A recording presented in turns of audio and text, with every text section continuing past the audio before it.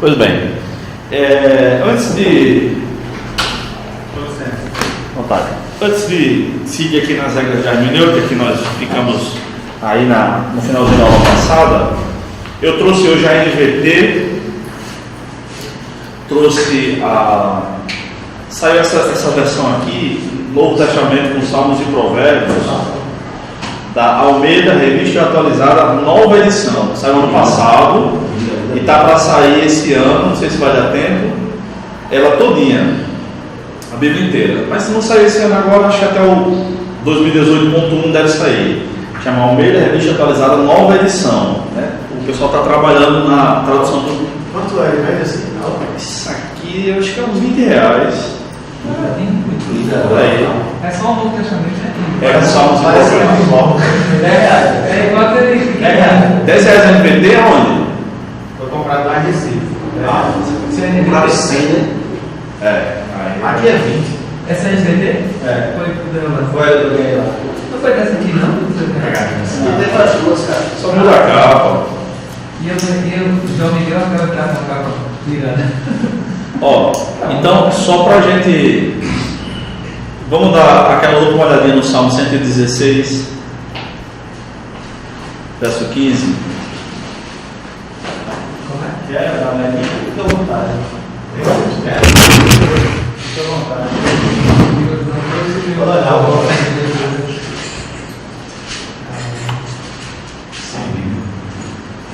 Querido, apaga as luzes aqui, por favor. Só daqui da frente. Isso, obrigado.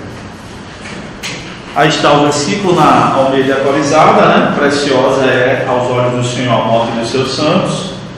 Na nova edição, vamos ver como é que está. Qual é o texto? Salmo 116, 15. O Senhor se importa profundamente com a morte dos seus fiéis. Atropelou tudo agora. Essa é a última, mas tudo bem.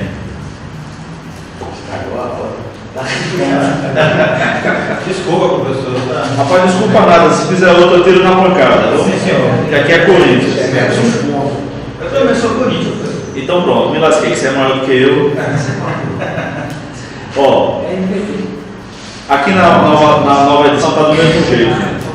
Preciosa é aos olhos do Senhor a morte dos seus santos. Então aqui não mudou, tá? Eu trouxe a Bíblia das Testemunhas de Jeová, que eu acho bonitinha ela, não vale nada essa tradução, né? Mas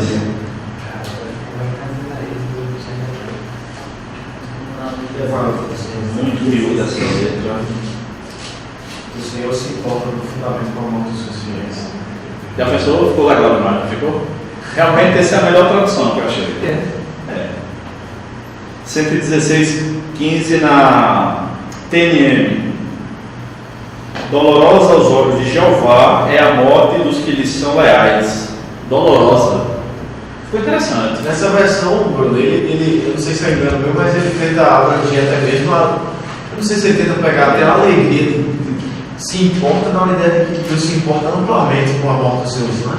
Dos seus. Apesar do texto não ser necessariamente isso, né? Deixa eu ver aqui. Essa TNM é o quê? É tradução do mundo. Esse ano passado a gente não viu que seria ruim, né? Deus não gosta. Precioso porque é custoso, né? Acho que é a NVI que traduz assim, né? Não, aqui é uma piada assim, precioso. Tá, como é que tá? Quem tem a NVI aí? NVI, tem no celular NVI? Veja aí, pô. Na NVT tá assim, né? O Senhor se importa profundamente com a morte dos seus fiéis, é verdade. Ele se preocupa, né? Como o Mateus está dizendo aí.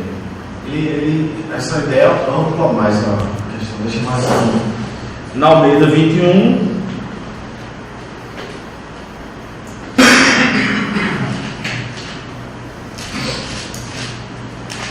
Impressionante, né? Tanto texto eles corrigem, eles corrigem, não sei se precisa. NVI. O Senhor vê com pesar a morte de seus fiéis. Com pesar. E na Almeida 21, a vida dos seus seguidores é preciosa aos olhos do Senhor. Aí tem um asterisco com nota de rodapé que diz assim, literalmente, a morte de seus santos. Isso é qual essa? Almeida 21. A vida dos seus seguidores é preciosa aos olhos do Senhor. Rapaz. O ali é de Santa Pastoral, é muito certo. Ele. É valiosa aos olhos de Javé a morte de seus fiéis. Como é que fizer isso? Preciosa também custosa, né? Eita, cara, liga aí. Só que a nota de rodapé é o mais de Santa Cruz. Porque valiosa já dá uma ideia de que Deus se agrada. É. Preciosa no sentido de custosa. Ou seja, Deus sofre com a morte do seu povo fiel. Isso, essa nota de rodapé da Bíblia de Genebra é boa aí.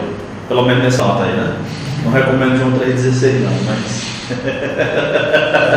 A Shed já não é, né? A Shed vacilou aí.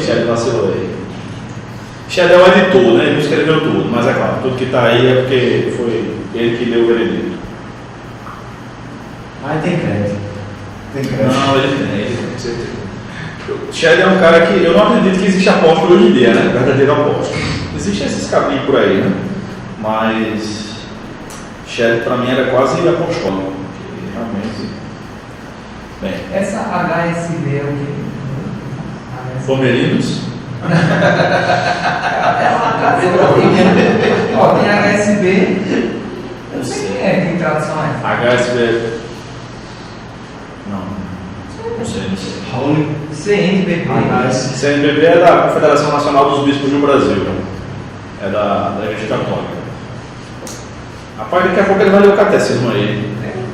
Tem coisa ali, Bem, então já deu para a gente ver que realmente esse texto é um texto difícil de traduzir, difícil de alcançar os leitores em língua portuguesa e nós já vimos também o verdadeiro sentido, né?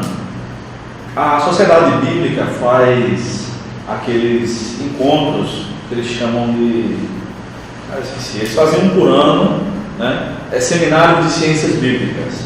E agora eles estão falando sobre outros temas, com família e tal. Aí geralmente é lá em Barueri, onde tem a sede, interior de São Paulo, e em outro lugar, outra igreja. Mas se alguma igreja fizer o contato com a sociedade bíblica e trouxer o pessoal, trouxer os tradutores, como eles vêm para a consciência cristã falar sobre traduções, é muito interessante, vale muito a pena, tá? Vale muito a pena. E quando chamarem para a sua igreja, me chame que eu venho também, para assistir os irmãos.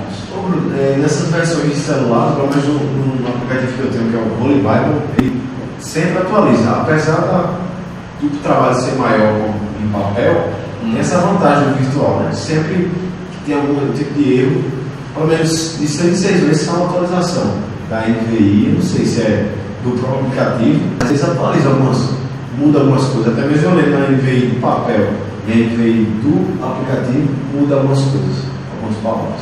Mas quem é que fornece o aplicativo? É a própria NVI? Não, o aplicativo é o Holy Bible, ele pega, tem várias traduções, vários idiomas. É bom esse aplicativo também. Eu acho que o que atualiza é o aplicativo. Deve ser. Ele deve fazer uma. É a tradução. Muito bem, irmãos. Então, semana passada nós vimos sobre tradução de Bíblia, como isso influencia a nossa interpretação. Eu acredito que o melhor momento para explicar sobre esse texto aí não é num culto fúnebre. As pessoas não estão. Culto que envolve muitas emoções, como culto fúnebre ou um casamento, as pessoas realmente não estão prestando muita atenção, não. Tá bom? As explicações. Mas eu acho não, tenho certeza, que vocês, pastores e bispos e apóstolos, não, que eu já disse que não acredito, né? E eu acredito no ministério de vocês têm que explicar na igreja, tem que explicar à igreja essas questões de traduções, quando tiver muitas assim, tá bom? Muitas traduções diferentes, uma passagem ou outra, tá bom? Enfim. Então nós vimos bastante sobre a tradução da Bíblia, sobre como é que se dá e tal. Quem quiser saber um pouco mais sobre isso, aquele meu livro, o Livro de Deus, eu explico, tem um capítulo, eu acho que é o maior capítulo lá explicando sobre isso, com mais detalhes, tá? E no finalzinho da aula nós começamos a ver sobre resto da hermenêutica, tá? No final da aula eu vou passar um exercício para vocês fazerem em casa, tá bom? Mas vamos lá. Estão enxergando bem? Eu acho que sim. Ficou melhor. Então nós começamos a ver sobre as regras.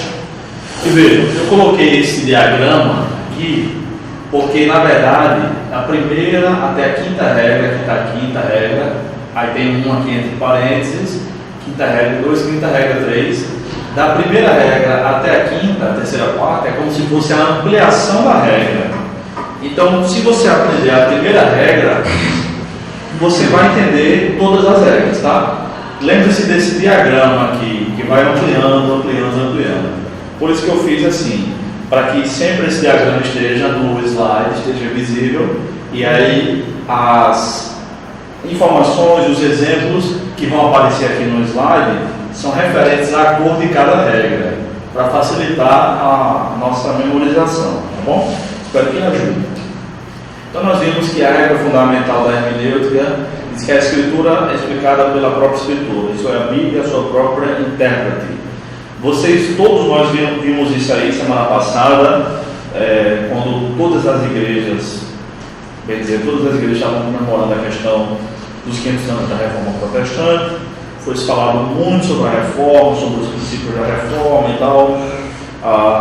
E o grande marco da Reforma, o grande divisor de águas é a livre interpretação das Escrituras, ou o exame particular, né?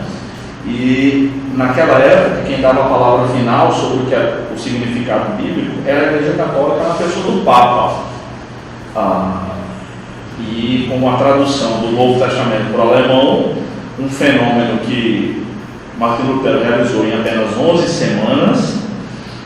Depois, quando ele traduziu a Bíblia toda, foram impressas 500 mil cópias, tá, da Bíblia. Então, Gutenberg ficou rico com esse negocinho aí. Gutenberg, na verdade, pegou o bonde andando. O nome dele não era Johannes Gutenberg, esse é como se fosse o nome de fantasia dele. O nome dele é mais complicado, muito mais, eu não me lembro exatamente como era. Mas ele pegou uma pesquisa de um empresário que estava à beira da falência. Para não falir, o cara vendeu as máquinas com a ideia. E aí Gutenberg fez alguns ajustes e ele que entrou na história, ele que entrou para a história, né? E ficou rico com tudo isso. Veja que o protestantismo foi bom para tudo, até para a economia, né? E, enfim, então, com a tradução da Bíblia para o alemão e depois cada país traduzindo a Bíblia para a sua própria língua, o povo pôde se alfabetizar, porque não fazia sentido, não tinha para que o povo saber ler nem escrever se não tinha livro para ler. Os que tinham livro podiam comprar eram pessoas que tinham muito dinheiro, porque era muito caro uma cópia de um livro, tá? Os livros eram todos manuscritos até então, até a metade do século XV, né? Gutenberg cria a imprensa por volta de 1550 a 1555. A Reforma é 1450 a 1455. A Reforma é 1517, mais ou menos 60 anos depois aí, tá? Então quem sabia ler era pessoa muito rica, então não tinha para que alfabetizar o povo, porque não tinha uma língua, por exemplo, coração podia ser com cedilha, alto como é hoje. Tem um livro chamado A Informação, de James Glick, ele explica essas questões aí, muito pertinentes sobre a escrita e tal. Então, coração podia ser assim como nós escrevemos hoje, a forma correta, podia ser assim, e podia ser de outra forma também, tá? Porque não havia norma. Se não havia literatura, não havia norma. Tá? Enfim. Então, isso. Como ainda fala do Facebook? Assim. O Facebook.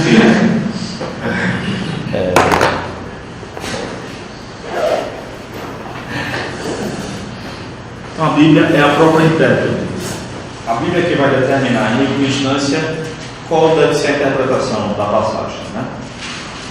Vimos que esse é um pressuposto bíblico. Moisés falou sobre isso, Paulo repetiu essa ideia, João também, na segunda carta, ele diz: todo que vai além do ensino de Cristo e não permanece nele, não tem Deus.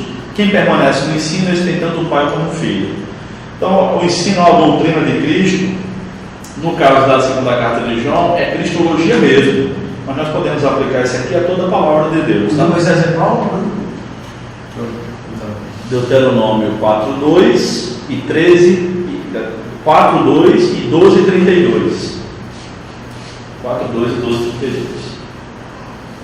Bem, então a primeira regra da hermenêutica diz o seguinte: é preciso, quando seja possível, tomar as palavras em seu sentido usual e comum. Ou seja, devemos interpretar literalmente cada palavra sempre que possível. E o que é literalmente? Literalmente quer dizer da letra, ou da letera, né? Daí vem literalmente.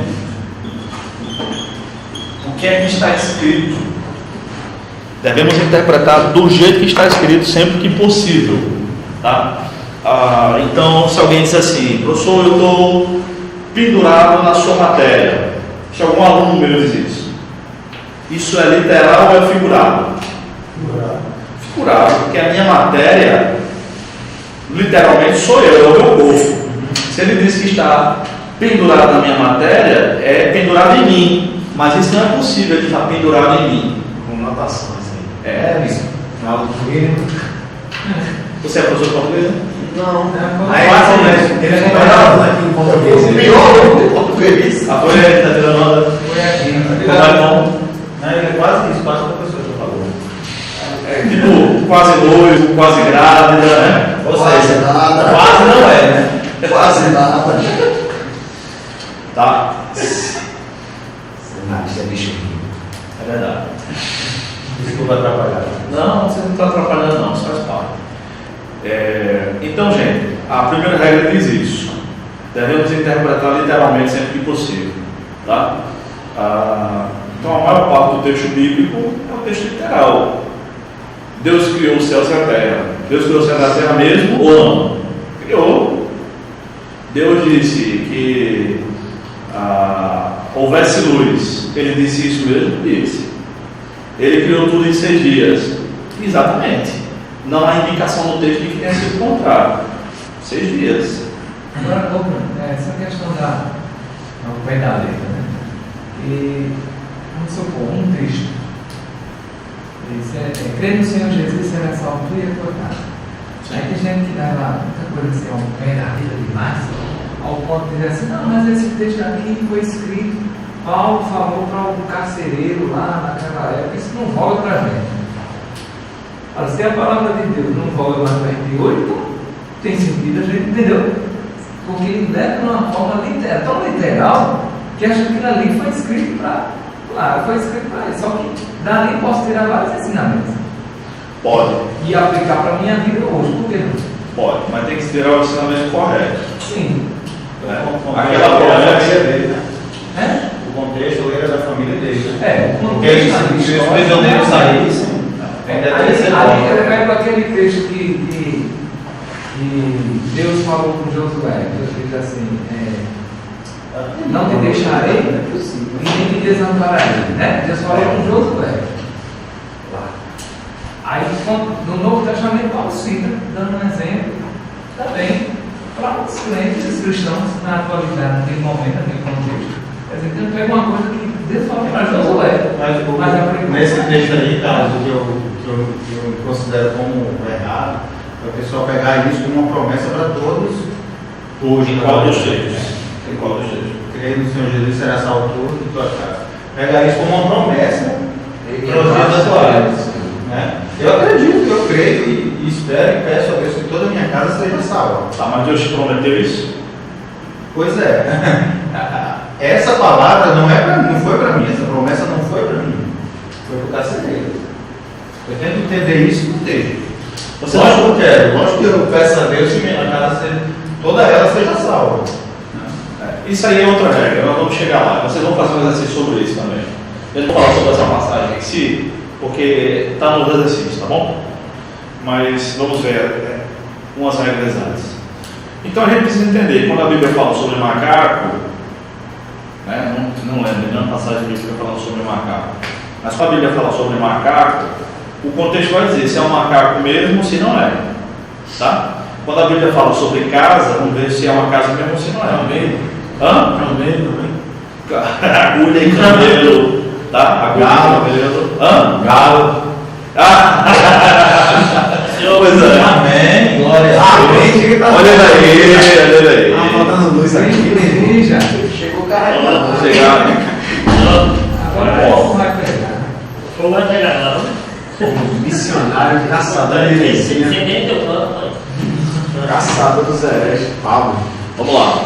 Então, o que vai determinar se aquela palavra é literal ou não é, ou figurada, é o contexto, não é apenas a palavra, mas devemos interpretar a palavra literal sempre que possível. Tá? Eu vou dar um exemplo nosso, um exemplo prático aqui. Digamos que um cara chega conversando sobre futebol. Tá eu e a Aglaí conversando sobre futebol. Não, Aglaí não, como é o nome desse? André. Tá eu e André, que é André corintiano. Então entenda as coisas. Tá eu e André conversando sobre futebol. Eu digo assim, rapaz, o cara é matador. O cara é corintiano? Ele sabe o que ele é. não posso cara sofrer. Daí eu e o André conversando sobre. Mas, rapaz, na Copa de 94, o baixinho era matador. Alguém aqui discorda? Não. Ok. O que significa matador, essa frase que eu falei? Goleador. Artilheiro. Eu lembro que na narração do Brasil e Suécia, que foi 1-1, né? Galvão Bueno disse assim: quem tem Romário tem pelo menos um. Que ele fez gol em todos os jogos que o Brasil fez gol. Até na final ele fez gol de pênalti, né? O Parreira não tinha escalado ele para bater o pênalti. Aí ele disse: não, bota na mão aí. Bota aí, eu vou bater na trave, cara. Isso, botou pra cá, a paluca ia pro outro lado, não foi, que ficou assim, né? Enfim. Ok, agora o cara está conversando na delegacia, está conversando com o delegado ou o escrivão da Polícia Civil. Aí ele diz assim: aquele cara é um bandeiro, aquele cara não é gente boa não, aquele cara é um matador. O que significa matador naquele contexto? Essa frase aí. Assassino, né? Assassino. É a mesma palavra. Então, muitas vezes, eu vejo intérpretes, pessoas que estudaram intérpretes bíblicos, pessoas até que conhecem um pouco de línguas originais, se afobando muito para saber qual é a palavra na língua original, como se isso fosse tão determinante assim. E não é. Às vezes é a mesma palavra, mas o contexto é que vai determinar. Tá bom? Por exemplo, deixe os mortos sepultar os mortos. É a mesma palavra. Deixa os nécros sepultar os nécros. Mas deixa os mortos, o primeiro morto é o morto espiritual. Sepultar os seus mortos, é o morto literal. Deixa aquele que está longe de Deus mesmo sepultar os seus parentes que já morreram, que morreram literalmente. Então na mesma frase tem uma palavra duas vezes com dois significados. Deixa os mortos sepultar os mortos. Tá? Tem uma carta de Paulo, não lembro agora onde é a passagem, acho que é a primeira Tessalonicenses, que uma hora ele diz assim, que ele está falando sobre os que dormem em Cristo e tal, os que dormiram em Cristo, que é os que morreram. É um eufemismo, não é literal. Aí daqui a pouco ele fala para os crentes: vocês têm que despertar do sono, que é outro sentido. Não é o sono da morte que eles têm que despertar, é o sono da letargia espiritual. Vocês estão como quem dorme, estão aí dormindo no ponto. A gente não diz isso, a expressão dormindo no ponto não é uma expressão idiomática nossa. Então a gente precisa entender a palavra no seu sentido usual. Às vezes a mesma palavra, na mesma frase, tem mais de um sentido. Então é perigoso quando a gente diz assim: tal palavra na Bíblia é isso. Meu amigo, são 31 mil versículos. Você tem certeza que nos 31 versículos a palavra X só significa isso? Eu vejo uma disputa besta entre pentecostais e calvinistas, numa disputa de uma palavra. Por exemplo, a palavra fogo. O pentecostal diz: fogo é bênção. Aí o calvinista diz: fogo é juízo. Está todo o juízo errado. Depende do contexto. Fogo pode ser bênção. Não apagueis o Espírito Santo. O que é que se apaga se não é fogo? Viram línguas repartidas como que de fogo. Ali foi ruim? as línguas de fogo, em Atos 2, foi juízo? Foi bênção. 2 exemplos de bênção. Sodoma e Gomorra foi destruído com o quê? Fogo e enxofre, juízo. Pedro diz na primeira carta que o mundo agora não vai mais ser destruído por água, mas por fogo, que é juízo. Dei 4 exemplos só, já basta. 2 exemplos onde o fogo é juízo e 2 exemplos onde o fogo é bênção. Aí fica uma disputa besta. Não, esse aqui está todo o juízo errado. Os 2 grupos. Tem que ver o contexto.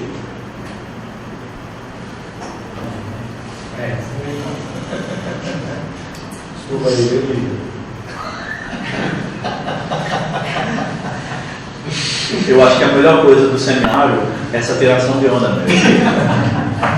Rapaz, eu sempre fui um aluno. No seminário não, eu me comportava, né? Mas eu digo assim, eu sempre fui um aluno bagunceiro. Mas eu gosto tanto de sala de aula que quando eu estava terminando os estudos, eu disse, agora o que é que eu faço? Meu Deus, eu virei virar professor para ninguém, para continuar na sala de aula. Então, na verdade, eu virei professor para agora eu sou o tirador de onda. Agora é diferente. Mas vamos lá. Então, a segunda regra, vou passar logo para a segunda regra, e agora nós vamos começar a ver exemplos mesmo, tá? Segunda regra diz: é de todo necessário tomar as palavras no sentido que indica o conjunto da frase. Perceberam que é a ampliação, a palavra, e o que é maior do que uma palavra? Uma frase. Palavra é frase. E eu já dei alguns exemplos disso. Acabei dando alguns exemplos. Então, o que é que tal palavra significa nessa frase aqui? Esses exemplos aqui, praticamente todos os exemplos desses slides são do livrinho Hermenêutica de P.C. Nelson e E. Lund. Acho que são 2 espanhóis. Os espanhóis, já falecidos. Vamos ver exemplos. Por exemplo, agora está anunciando a fé que outrora procurava destruir. Fé aqui não é aquela definição que Hebreus 11 não dá. Fé que está sendo anunciada aqui é a doutrina do Evangelho, a crença. Tá? Nessa frase aí, fé é a crença. Agora está anunciando a fé, a doutrina que outrora procurava destruir. Vamos ver outro exemplo. Romanos 14, 23, a palavra fé também. Mas aquele que tem dúvida é condenado se comer, porque não come com fé. E tudo que não provém da fé é pecado. Detalhe que o comer com fé, aqui, no nosso contexto, é outra coisa. O cara que come com fé é o cara que come como? Muito, né? Não é isso que o está dizendo aqui, tá? Tenho comido com fé todo mundo. Eu comia sem muita fé, agora até foi ser minha nutricionista e casar com ela. Tem 16 anos que eu como com fé. Irmãos, então comer com fé, né? Não sei se vocês estão bem lembrados desse contexto aí. A igreja de Roma é uma igreja formada essencialmente por judeus, mas tinha muitos gentios. Então os judeus têm restrições alimentares. Não pode isso, não pode aquilo. Ainda hoje, os judeus têm restrições alimentares. Eles só comem carne a partir de açougue deles próprios, por causa da forma de abate do boi e tal. Enfim, né? Não come carne de porco e tal. Então, esse era um dos problemas da igreja em Roma. Tá? O que pode e o que não pode comer. Aí, no Novo Testamento fica muito claro que o cristão pode comer de tudo. Mas algumas pessoas acham que não pode. Então, aí Paulo faz aquele jogo de cintura, também é com Romanos, em 1 Coríntios, lembram? Posso comer de tudo, mas se tem um irmão que acha que não pode, eu não como na frente dele para não escandalizar. Enfim. E alguns irmãos lá em Romanos provavelmente estavam dizendo que era pecado comer tal coisa, mas comiam. Então esse cara está em pecado realmente. Porque não está comendo com fé, com aquela certeza de que está fazendo a coisa certa. Ele está em dúvida. Exemplo, sangue de galinha. Esse é um exemplo, né? O pessoal acha que não pode e tal. No Novo Testamento realmente não podia, né? No comecinho da igreja, naquele primeiro concílio em Atos 15, ainda disseram que não podia. Quando Paulo escreveu a última carta, que é a 2 Timóteo, ele disse que pode comer de tudo, dando graças a Deus, né? E aí, meu amigo? O versículo do cara que come muito é: o que vem a mim de maneira alguma lançarei fora. Para que nada se perca. Mistura esses dois três aí. Então vejam, fé aqui já é outra coisa. É o que eu quero mostrar, é fé. Aqui nesse exemplo, tá bom? Fé aqui é outra coisa. Primeiro, fé é a doutrina, fé aqui é a certeza do que eu posso fazer, tá? Moisés, vem outro exemplo, o exemplo do salvar, né? Ele pensava que seus irmãos compreendiam que Deus estava usando para salvá-los. Ora, quem é que salva o povo de Deus? É Deus. A salvação sempre foi pela fé, né? Creu Abraão no Senhor, isso lhe foi imputado como justiça. E que estabelece que Moisés ia salvar o povo? Ia salvar do Egito. Salvar aqui é de um perigo temporal. É como se alguém está sendo assaltado, está para ser assaltado. Aí chega alguém, outro alguém, um terceiro, né? E resgata ali, impede aquele assalto. Um policial, por exemplo, né? Então a pessoa que está sendo assaltada poder dizer assim: o policial me salvou. Não salvou dos seus pecados. É porque nós lemos a Bíblia geralmente com a concepção nossa teológica. Tem gente que diz assim: o correto seria a gente ler a Bíblia sem nenhuma bagagem cultural. Primeiro, que isso é impossível, porque nós somos uma construção do que de tudo que nós estudamos até hoje, não é? E segundo, que não é vantajoso. Empobrece o que de fato é. Eu estava conversando com o Carlos antes de vocês chegarem. Ele disse que é crente há 24 anos. Tem alguém aqui que é crente há mais tempo do que ele? Não. Pronto, então ele é o crente mais velho aqui. Por isso que ele é uma Mas como é que você está? Não, ainda eu posso até ser mais velho que ele. Quanto tempo na terra, velho. Por isso que ele é apóstolo. Tem 23. Então veja só. Foi você. André.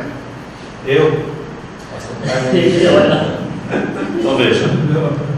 Não dá para jogar fora 24 anos de experiência cristã, de leitura bíblica. Não é saudável. Tá? Nenhum dia, na verdade. Então, nós geralmente lemos os textos bíblicos, todo mundo faz isso, de todas as denominações, tá bom? Todo crente faz isso. Nós temos a nossa concepção teológica, bíblico-teológica, e nós vamos para a Bíblia com a nossa concepção bíblico-teológica. Então a gente tem que aprender a separar. Não é para deixar a bagagem cultural, como algumas pessoas dizem. Não tem como deixar. Isso é impossível, isso é uma utopia. Mas é para saber diferenciar. Por exemplo, o que é uma mesa para nós? Uma mesa de refeição é onde a gente senta numa cadeira, deixa as pernas em 90 graus flexionadas, geralmente com as pernas para debaixo da mesa. E quando a gente vai para o texto bíblico que vê no Novo Testamento Jesus jantando na casa de um camarada lá, e vem uma mulher e derrama perfume nos pés de Jesus, geralmente o que é que a gente imagina? Ela se meteu debaixo da mesa e fez isso, derramou o perfume nos pés de Jesus. Mas isso não tem nada a ver com o que aconteceu lá. Isso é a nossa. Eu já vi pregadores falando isso. Não tem nada a ver, porque não era assim que aconteceu no primeiro século. Então a gente precisa ir para saber como era a cultura da época. Que as mesas eram baixinhas, uma espécie de centro, as pessoas ficavam reclinadas à mesa. Por isso que as traduções mais antigas dizem assim: reclinavam Seria joelho. Não, deitados, e com o braço direito eles apoiavam o corpo assim. A mesa era geralmente arredondada, aí ficavam assim, os pés para fora. Isso.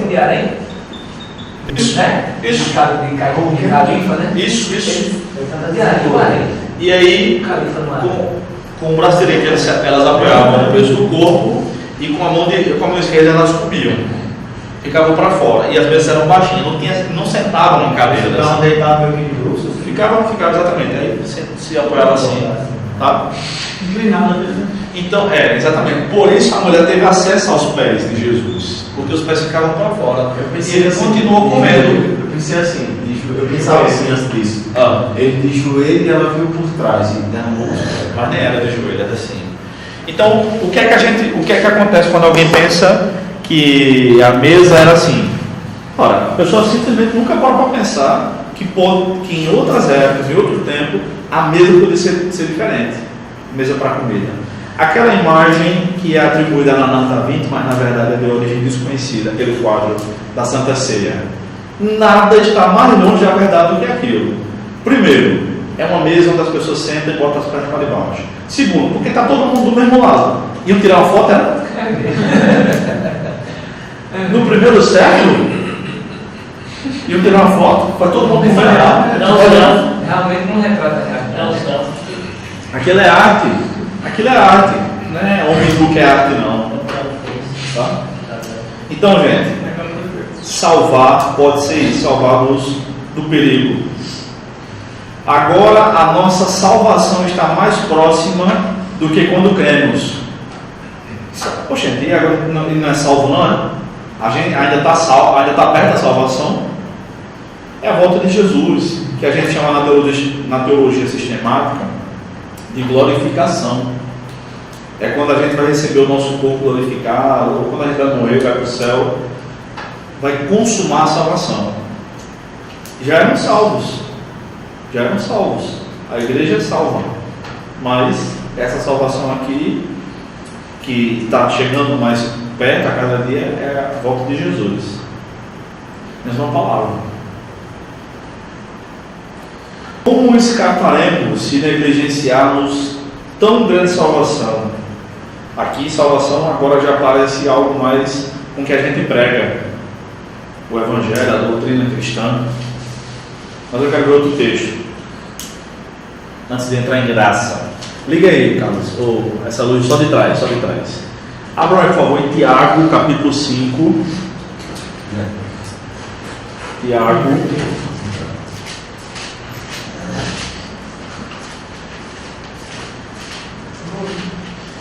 O professor meu diz assim, Tiago 5, quando o professor meu diz assim, quem não trouxe Bíblia se junta é um crente.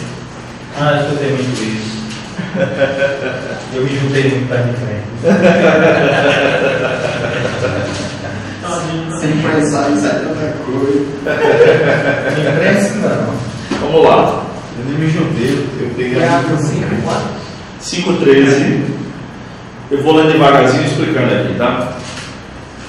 Alguém entre vós está aflito? Faça o quê? Ore, claro. Alguém está contente? Faça o quê?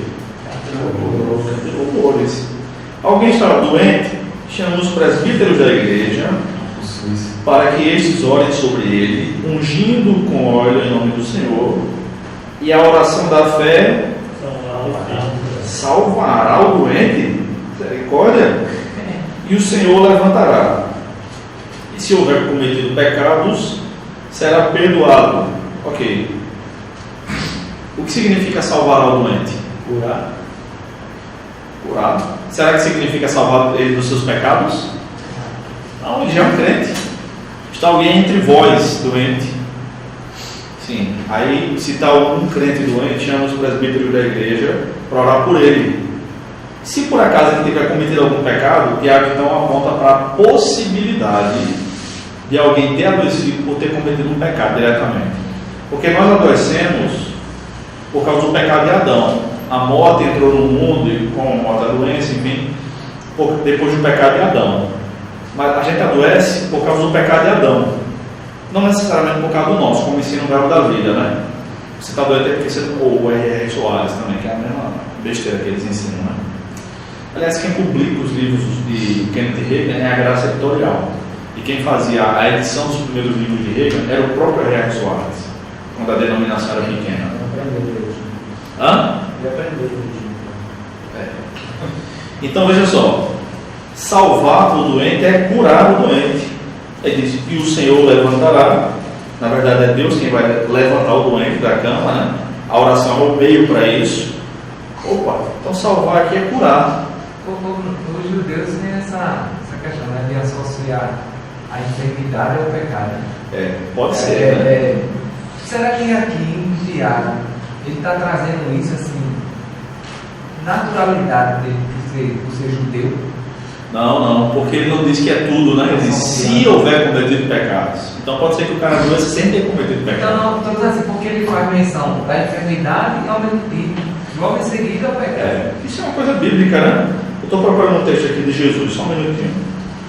Mas também a resolução para o pecado, ele dá uma cura diferente na oração. Ele vai ter que ser associado. O pecado não. Só um minutinho. A enfermidade enfermidade é o pecado. Aí a pessoa está enferma e tem pecado.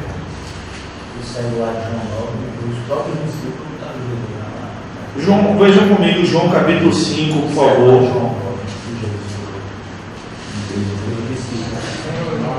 Ele pecou os caracteres. João capítulo 5. você vai glória a Deus. André, desculpa atrapalhar aí, André. João capítulo 5, verso 14. Isso acontece direto. 5, 14. É. Deixa pode ler, por favor. Mais tarde, Jesus o encontrou no templo e lhe disse: olha que já estás curado, não peques mais, para que não te suceda coisa pior. Esse cara foi o que estava há 38 anos esperando por uma cura no tanque de Betesda.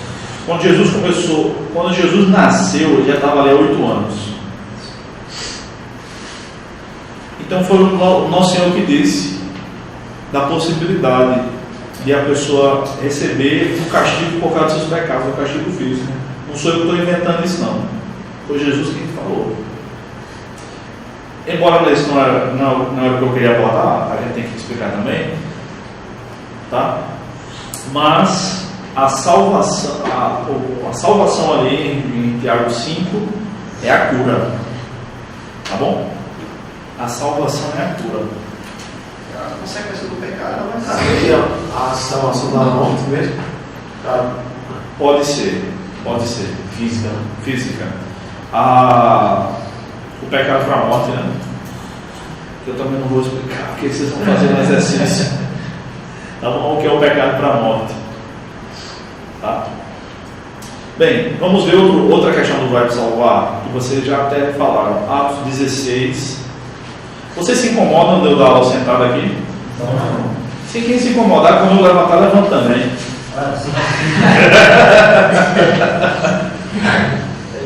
Isso dá aula em 10. Gil sentado. Lá em 10. Mas Cesar também, você costuma mais com Cesar, porque ele estava sentado. É bom. Aula sentado, aula em pé, eu faço o que eu quiser. Você pode falar olhando calado.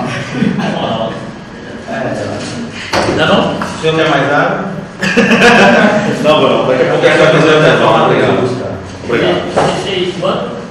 É eu, Zé. Só um minutinho. Só um minutinho. Atos 16. 16:25, a partir do 25. Eu vou lendo e vou explicando. O jeito bíblico de dar aula é sentado, né? Está no Novo Testamento. Jesus, Mateus 5:1, assentou-se e ensinava as multidões. Em Lucas 5, ele vai para um barco, se senta no barco. A gente pensa que se fosse a gente ia ficar em pé no barco para ensinar, ele senta e dá aula. Então Jesus na sinagoga leu a lei, sentou-se e ensinou, Lucas 4. Então o jeito certo de dar aula da Bíblia é sentado. É sentado aos pés de Gamaliel. Sentado. Mateus 5:1. Sentado. Mateus 5:1. Veja aí. Sentou-se, chamou ele. Então quando eu estiver em pé, por favor, eu estou em pecado, me ajude, manda eu sentar.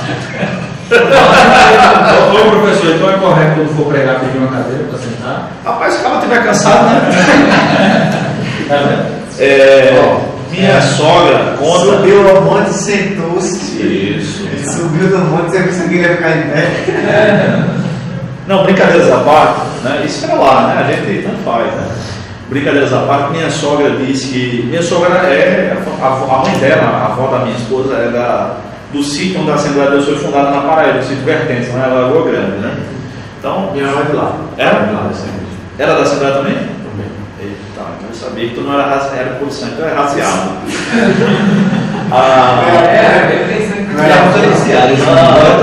Teu sangue não é genebrino, pô.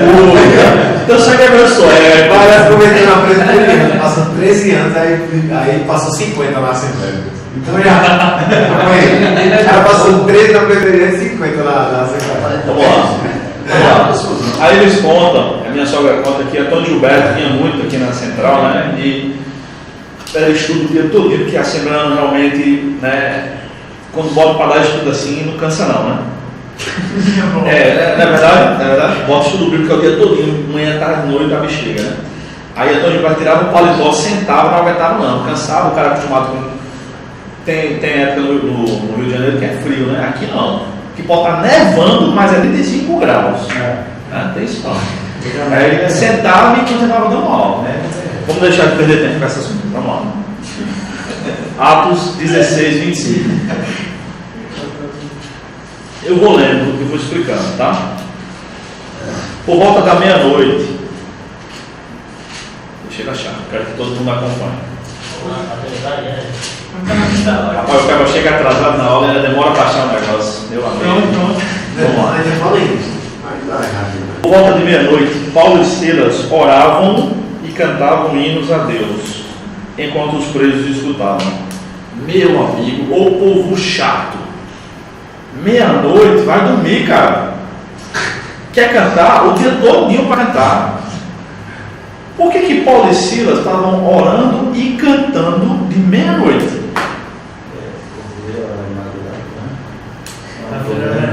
Não, vamos falar sério, Eu já ouvi falar que meia-noite era a hora do acontecer bíblico e ele começou a citar tudo que aconteceu na Bíblia de meia-noite.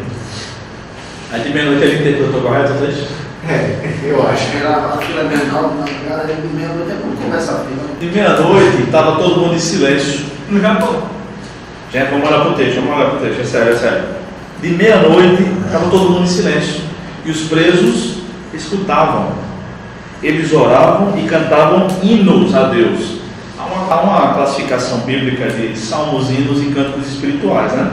Em Efésios 5 e em Colossenses 3,16, Paulo faz essa distinção.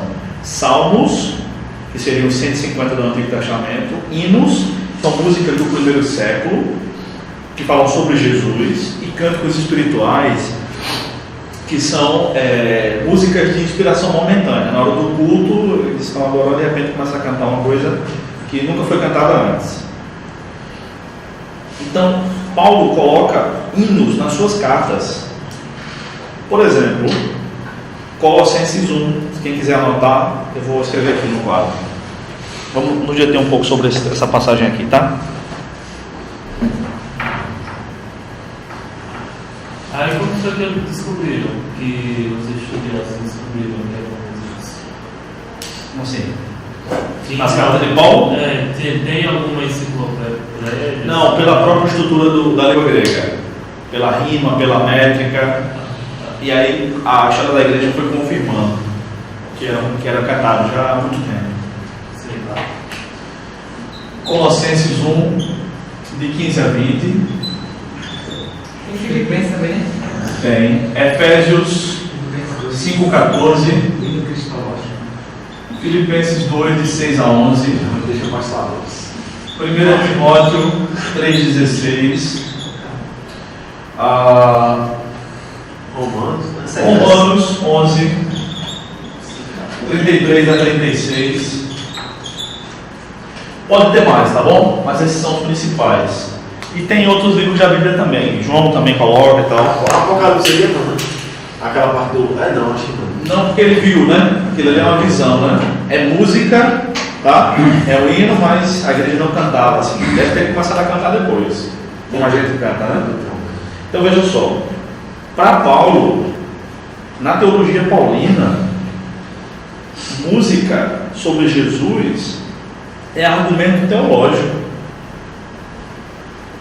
É argumento teológico. Ele cita nas suas cartas. É como se a gente estivesse escrevendo um sermão hoje em dia e a gente, como diz tal hino. Pá, pá, pá, pá, pá, pá.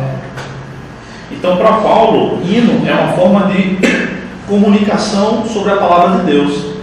Ele não estava pregando, mas estava orando, ele e Silas, né? Cantando hinos. E os presos estavam fazendo o quê? Consequentemente, ouvindo o Evangelho. Foi isso que estava acontecendo. Verso 26. Vocês terminarem de anotar aí. Bonitinho. De repente, houve um terremoto tão intenso que os alicerces do cárcere foram abalados. E logo todas as portas se abriram e as correntes de todos se soltaram. É um terremoto notoriamente espiritual. Literalmente falando, eu estou dizendo, a origem é espiritual. Como é um terremoto, não cai uma parede, não cai um teto, cai algema. Como é que pode? Terremoto, você está com uma coisa e... Então foi um terremoto realmente de origem espiritual, né? Veja só, o carcereiro acordou e vendo abertas as portas da prisão, sacou a espada para suicidar-se, supondo que os presos haviam fugido. O carcereiro acordou, quer dizer que ele não estava ouvindo o evangelho, estava sendo orado e cantado. Então ele não tem conhecimento do evangelho. Como o André bem falou, se um preso foge, ele pagava com a própria vida. E geralmente as autoridades mandavam açoitar o camarada. Então ele pensa em se matar, porque ele vai morrer de todo jeito. Se as portas estão abertas da prisão, o que é que o carcereiro pensa? Fugiram? Se fugiram, ele vai morrer. Só que entre apanhar muito e morrer, e apenas morrer, o que é melhor? Só morrer, na cabeça dele. E aí ele acordou e quis se matar fugindo da tortura. Mas note, ele não tinha ouvido o evangelho.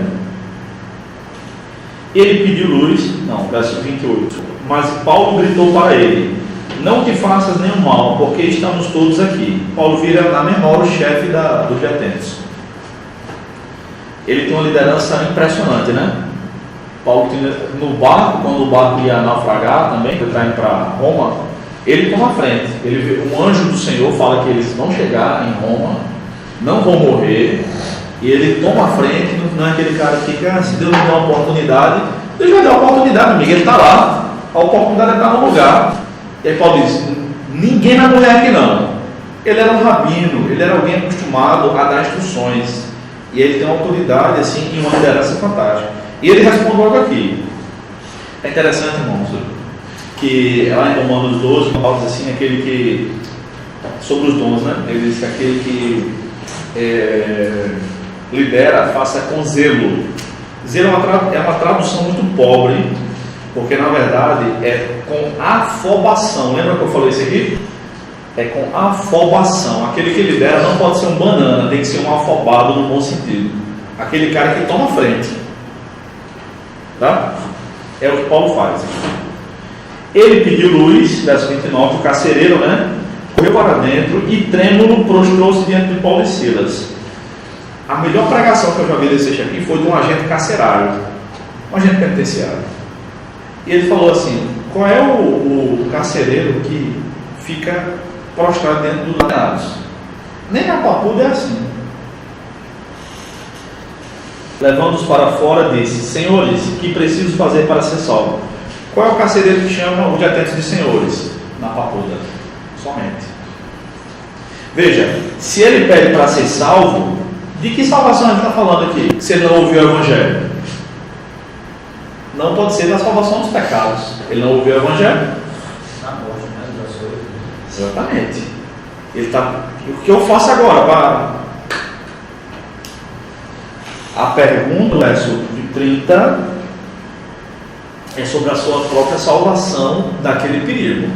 Mas a resposta do verso 31, não. Eles responderam: crê no Senhor Jesus e tu e tua casa sereis salvos. Veja só, ele pergunta uma coisa, Paulo e Silas respondem outra. Responde além: crê no Senhor Jesus, é certeza de que nós vamos escapar da morte aqui na terra? Ou dos açoites? Ou pelo contrário, muitas vezes é a garantia que nós vamos ser açoitados, dependendo do contexto. Então, o carcereiro, que o nome dele não aparece, pergunta sobre a sua salvação temporal. Paulo e Silas respondem sobre a sua salvação eterna.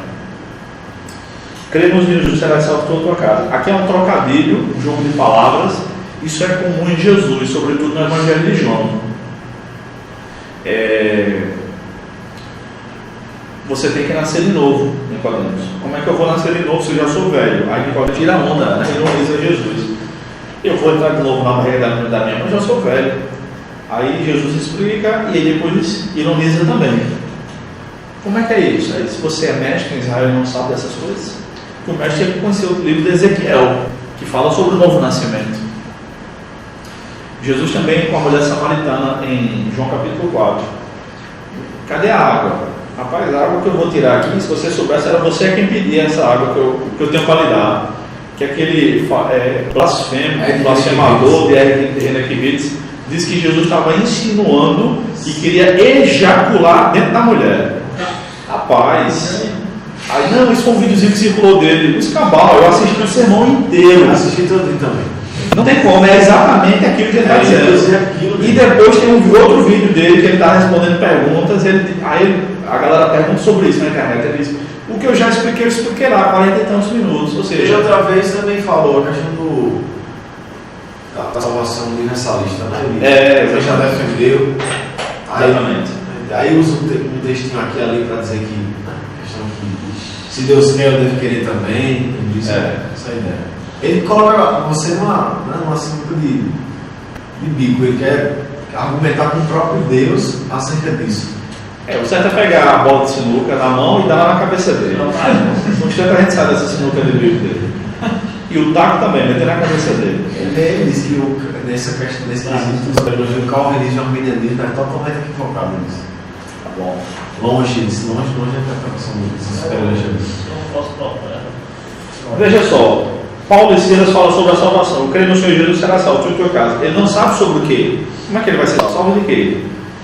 Aí Paulo vai explicar, verso 32. Então pregaram a palavra de Deus a ele e a todos os que eram de sua casa. Agora ele pode se arrepender, agora ele ouviu o evangelho. E agora ele se converte. E levando-os consigo naquela mesma hora da noite, lavou-lhes os ferimentos, né, porque Paulo e Silas tinham apanhado bastante, e logo foi batizado, provavelmente por aspersão, na minha opinião. Era de madrugada, né? Não fazia sentido ir para um rio. Ele e todos os seus, não tinha iluminação pública naquela época, nem lanterna. Ele e todos os seus. Então os fez subir para casa, pôs a mesa, tal. Então, bom, eu quero abordar essa questão do salvar aqui. O salvar, no verso 30, é um salvar, é uma salvação, melhor dizendo. E o salvar no verso 31 é outra salvação. Tá bom? Mais detalhes eu não vou dar. Porque, mesmo assim, mesmo tendo falado isso, ainda acaba mais exercício que eu vou passar para vocês. Vamos seguir? Alguma pergunta, irmãos? Eu tenho.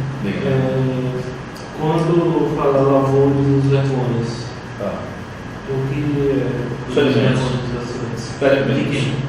de Paulo e Silas? O carcereiro lavou os ferimentos. Eles foram açoitados quando foram presos. Com relação ao que tu falou sobre não ouvir o evangelho, ele perguntar ou querer falar sobre a salvação, você falou que seria do medo de morrer. O fato de ter acontecido um milagre não seria motivo de aguçar nele? Ele não viu que era milagre, ele acordou assustado. Talvez o que tenha impressionado ele é o fato de eles não terem fugido. Ele deveria ter percebido já que Paulo e Silas não eram bandidos. Ele estava cumprindo o trabalho dele. Mas ele não viu que era um milagre. Então depois ele deve ter matado, mas ele acordou assustado, queria se matar. Porque assim, Paulo e Silas estavam presos há quanto tempo nesse contexto? Não era um tempo não, era coisa de porque ali poderia não ser a primeira noite daquele carcereiro. Visto, ouvido, talvez. Eu não lembro se foi no mesmo dia. O texto diz. Foi no mesmo dia, cara. Foi no mesmo dia. Eu fico pensando assim, por que ele perguntaria como é que ele seria salvo? Paulo era um cara erudito. Talvez ele soubesse o que o carcereiro não sabia. O carcereiro não disse um cara ignorante, sem estudo. Vou perguntar a esse cara que esse cara entende sobre isso. Diga. Eu estava estudando porque eu estava fazendo um trabalho de Filipenses. Aí, historiador falando que na cidade havia vários terremotos. Diz que a cidade, hoje em dia só tem ruínas, né? Mas havia na região de terremotos, na região de Filipos, que foi aonde aconteceu essa prisão. E aqui surge uma igreja na cadeia, Filipenses é diferente por isso. Ok. Então, a palavra deve ser interpretada de acordo com o conjunto da frase. Tá? É a segunda regra. Ele dá outros exemplos aqui, mas vamos adiante, tá? Vamos para a terceira regra. Vocês vejam em casa os exemplos, tá? Já mandei para vocês, né? Vocês viram, né? Eu não consegui abrir, não. Você seguiu a regra? Não, meu celular não baixa. Ah, celular, tá bom. Terceira regra. É necessário tomar as palavras no sentido indicado no contexto, a saber, os versículos que antecedem e procedem, tá? É porque não dá para corrigir aí, tá? Antecedem e procedem no texto que se estuda. Ou seja, o que é que vem antes e o que é que vem depois. Contexto é isso. É o que vem com o texto, tá bom? Ou com as circunstâncias. Isso é o contexto. Lembra no Tropa de Elite 1, quando eles mataram um camarada lá? Aí o baiano chega com um jornal na ONG, esfrega na cara dos cabos lá, dos riquinhos, né? E diz: esse camarada era meu camarada aqui, ele tinha contexto. Lembra? O que é que significa ele tinha contexto? Ali, ele tem uma história com a gente. Ele era bandido que nem a gente, né? Por isso ele chega tão revoltado, porque o cara morreu na operação e o namorado de Maria é Matias, né? É Matias que estava lá na ONG, mas era policial. Lembra do filme? É claro, acho que esse não é. Vamos fazer o seguinte, vamos parar 5 minutinhos, tomar minha. Meu desejo militar foi anunciado nesse filme. Foi, pronto. Daqui a 5 minutos a gente retorna, tá bom? Aí quando lançou o 2, aí eu desisti. E ele chora. Vamos analisar o contexto, por que ele chora. Eis a pergunta, tá? Como é que isso está tudo bem? Grava há 20 anos. Foi?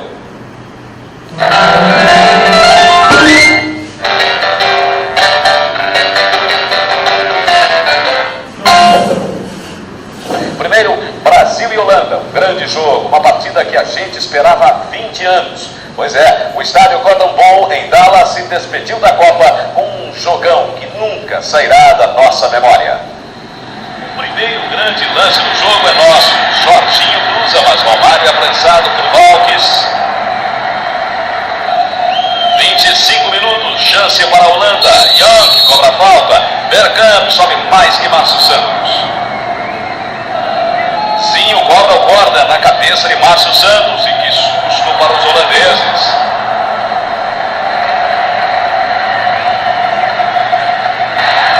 Agora Romário deixa Aldair na cara do gol, mas o zagueirão está desequilibrado. Tudo bem, bom presságio.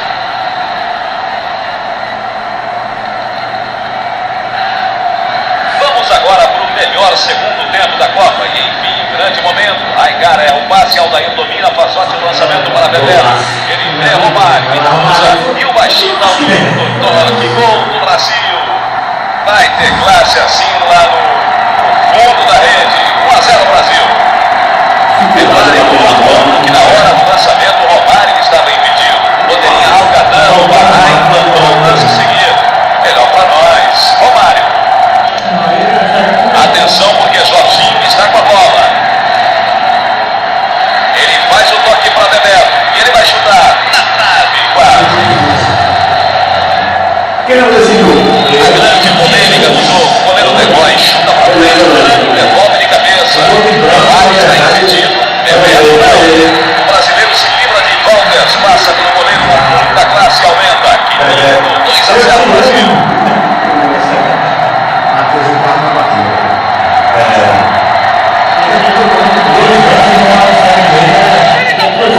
Mas 2 minutos depois o jogo muda. Bergkamp invade a área. Márcio Santos da bola.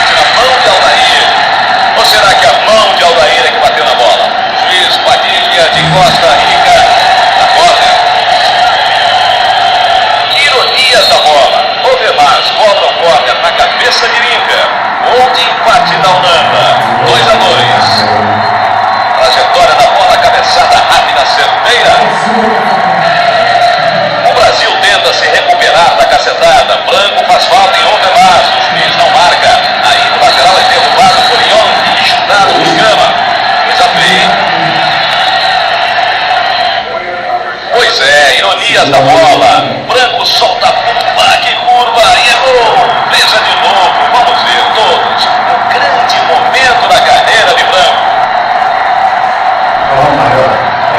Bola passou entre Romário e o holandês. Se o Romário não tira o pedacinho do corpo que sobrava, Isso é da Copa. e aí é só sofrimento. Até o apito final do juiz. Brasil 3, Holanda 2. Que jogo, que vitória, que história. Branco é abraçado por todos. Mas é com o verde e amarelo que a gente também encerra essa grande página na história do nosso futebol. E esse livro continua imenso. Produção. Eu vi eles chorando. Passou da Renan, Ele corre pro banco chorando. Já pode baixar um pouquinho aí, só um pouquinho. A temperatura, não a água. Veja só, irmão, isso aqui é oitavas de final, quartas de final da Copa. Nas oitavas de final, o Brasil jogou no 4 de julho contra os Estados Unidos. 0-0, primeiro tempo, o Leonardo dá uma cotovelada no cara, fica nervoso, pá. É expulso, claro. Quem ganha 4 de julho é o feriado mais importante dos Estados Unidos. A Copa é lá. Ele é expulso no vestiário. Quando foi quando? 94. No vestiário, o Bebeto diz: vou fazer um gol para você, não vou fazer um gol. Bebeto faz o gol, realmente, né? Aí, como o Leonardo está expulso, essa é a terceira Copa de Branco, é a última Copa. Ele jogou em 86, foi 86, foi 90, foi 90, foi 94, é a última chance dele. Ele está no banco, já está idoso, né? Como o cara foi expulso, ele entra. Ele já tinha cavado uma falta dessa daí, naquele mesmo canto, chutou por cima do gol. Esse é o goleiro mais alto da Copa, o goleiro da Holanda. 12 anos ele esperou para fazer esse gol, para classificar o Brasil. 86 não deu certo, 90 não deu certo. Lá em 94, ele foi convocado altamente contestado. Ele foi pela experiência. Ele não foi porque estava no melhor da sua fase. Branco. Aí ele entra no lugar de outro camarada, faz esse gol, por isso ele chora. É a chance dele, ele quer ganhar a Copa. Então, essa pequena análise que eu estou fazendo aqui é o contexto do choro dele. Por que ele chorou? Por que o Romário fez o gol e não chorou? Porque foi mais bonito, inclusive. Porque Bebeto fez o gol pro filho que estava para nascer e não chorou. Porque Branco faz o gol e chora. O Brasil faz 2-0. A Holanda empata. Minutos depois. Isso tudo é no segundo tempo, 5 gols. Quando a Holanda empata, ele pronto. Terceira Copa que eu estou aqui, não vou ganhar nenhuma. Ele faz esse gol. Então tudo que se passa na cabeça dele é o contexto da história. A gente tem que fazer essa leitura para entender a Bíblia. Esse tipo de leitura. Por que esse cara está pensando assim? Por que ele falou isso? Por que não falou aquilo? Porque é nesse lugar e não naquele. Esse é o contexto. Tem um texto, acho que é Mateus 14, 22. Jesus, justamente assim, depois da multiplicação dos pães, aí de repente ele obriga os discípulos a entrar no barco para voltar, atravessar. Do nada assim, obriga bem. E ele não vai junto, ele vai para um monte orar. Aí a gente se pergunta por que Jesus agiu dessa forma. Aí lá no meio do mar o barco começa a vendaval, é fechado. Aí quem vai responder é João, lá no capítulo 6. Sim. Por que Jesus teve aquela atitude? É um contexto totalmente. Como é que dá esse nome? É um contexto remoto? Pode ser. Porque você não encontra o contexto. É um paralelo, né? Sim, um paralelo. São textos paralelos, né? São textos paralelos. Dos evangelhos sinóticos, né? O João não é sinótico, mas a multiplicação dos pães é o único milagre que está nos 4 evangelhos. A primeira multiplicação. Isso aí é uma primeira regra, né? Não é mais. É mais que a primeira regra. É a quinta regra. Tá? Porque é geral. Tá? Então, voltando aqui para a terceira regra, tendo visto esse exemplo do que é contexto, acho que tem alguém aqui que não gosta de futebol? Faça esse vídeo, você não gosta? Tá bom. Quer dizer, futebol que eu assisto é da Copa. Tudo bem. É uma coisa que a gente conhece, né? Bem, então voltando aqui para a terceira regra, é necessário tomar as palavras no sentido indicado no contexto, o que vem antes e o que vem depois. Vamos ver alguns exemplos. Ao lerem isso, vocês poderão entender a minha compreensão do mistério de Cristo. Aí o autor do livro explica aqui. Graças aos versículos anteriores e posteriores, verificamos que o termo mistério se aplica aqui à participação dos gentios nos benefícios do Evangelho. Explica, já está resolvido para a gente aqui, tá? Depois vocês podem conferir. Vamos ver mais um pregador dizendo que o mistério é o Evangelho. Depende do contexto, não sei se é aqui, tá? Depende do contexto.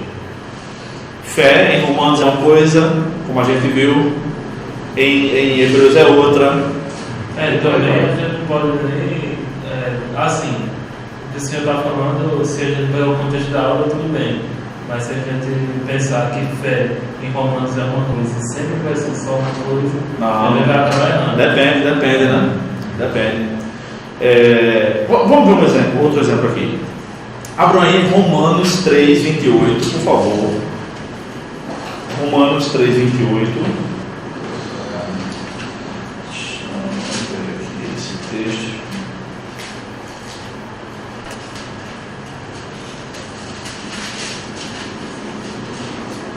Por favor, alguém lê, algum crente. Portanto, somos declarados justos por meio da fé e não de obediência à lei. Tá claro aí, né? Deixa marcadinho aí, deixa marcado. Agora vamos ver Tiago 2:24. Tiago 2:24. Você mesmo, Mateus.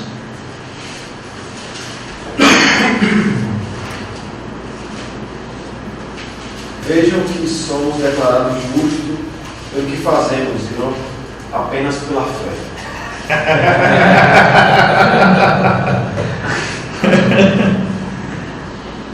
Ele mandou. Hã? Aquilo aí mandou.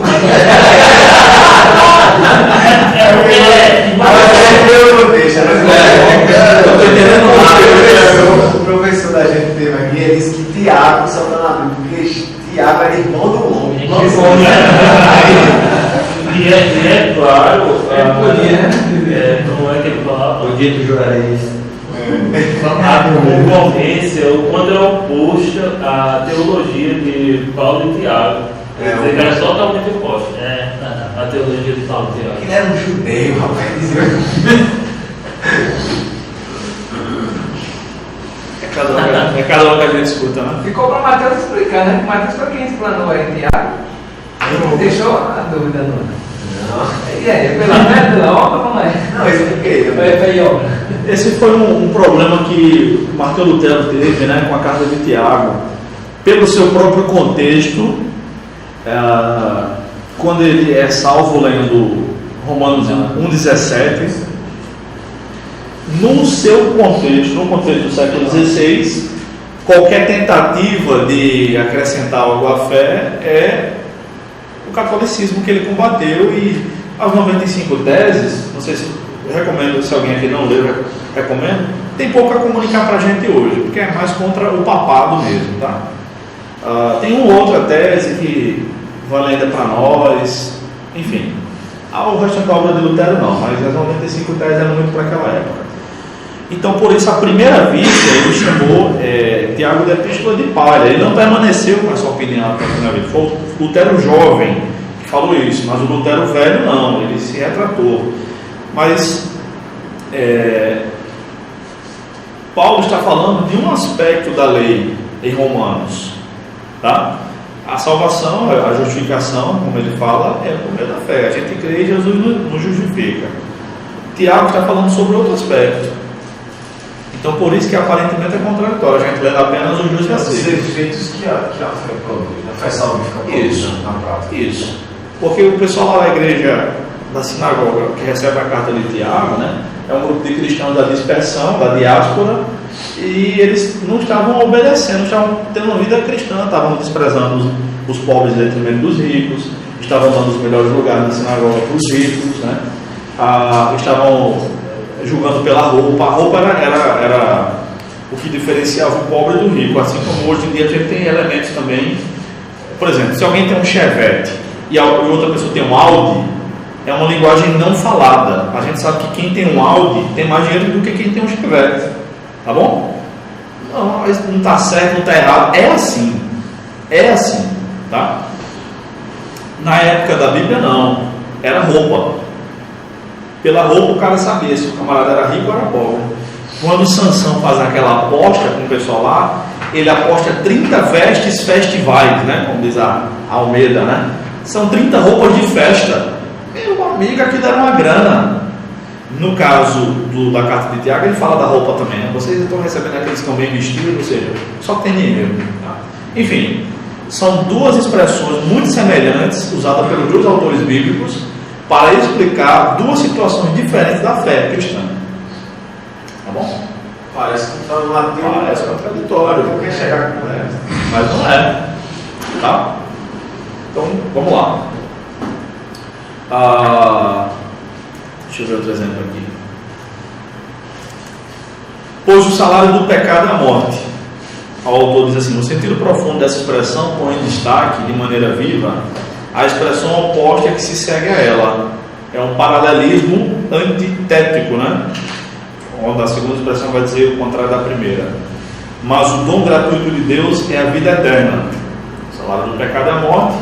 Porque ele usa a palavra salário na carta aos Romanos, porque a palavra salário vem de Roma mesmo. Os soldados romanos ganhavam sal, literalmente falando, né? E da palavra sal vem o soldo, de onde hoje nós chamamos salário, tá?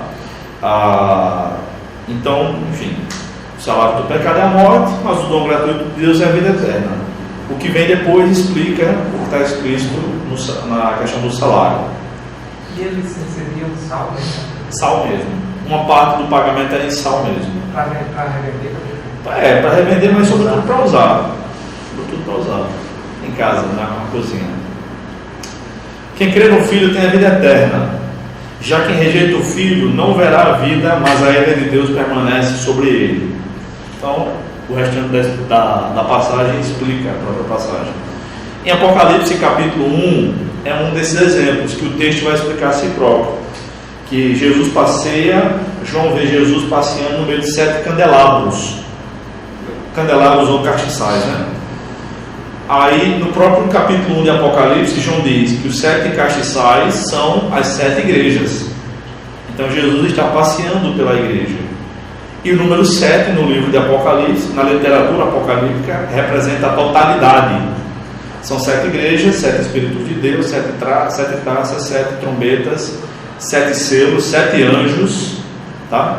7 anos de tribulação, 7 espíritos. Já falei espíritos, tá? Enfim, tá?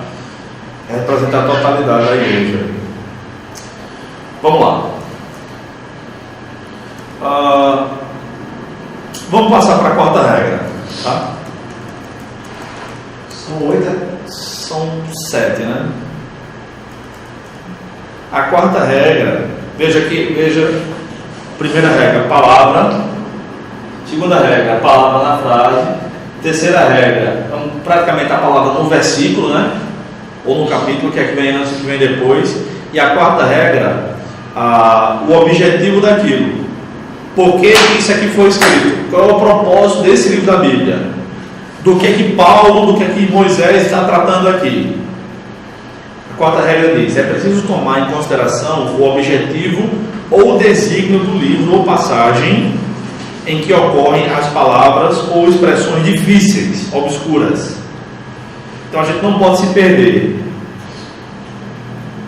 de esquecer por que este capítulo foi escrito, por que este livro foi escrito, qual é o propósito do autor.